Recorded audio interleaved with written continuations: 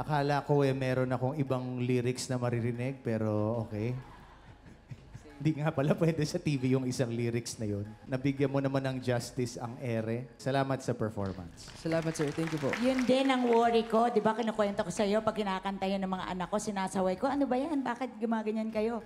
So sabi ko, paano niya kaya, sabi, paano kaya pa kunyari sa TV, kunyari parang gay lingo, parang, nakaka-mess.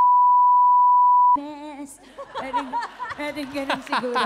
Na, pang TV lang, di ba? Pero at least yung pa rin eh, nakaka-mess.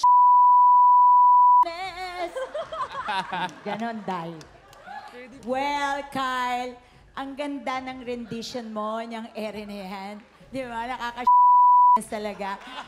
Napakalalim actually ng song na yan, pero ang ganda ng pagkakaawit mo and feel na feel ko talaga yung iniwang ka sa ere, yung may gigil factor pa yung huli mo. Tapos, nung natapos kang kumanta, para kang nanganak na 8cm na yung ano.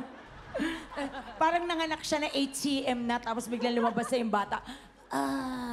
Parang ganun yung pagkakaano niya, di ba? Nakita ko yung buntong hininga mo. Ganon. O, alam mo na ipapalit mo doon. Okay po. Noted po. Sige lang.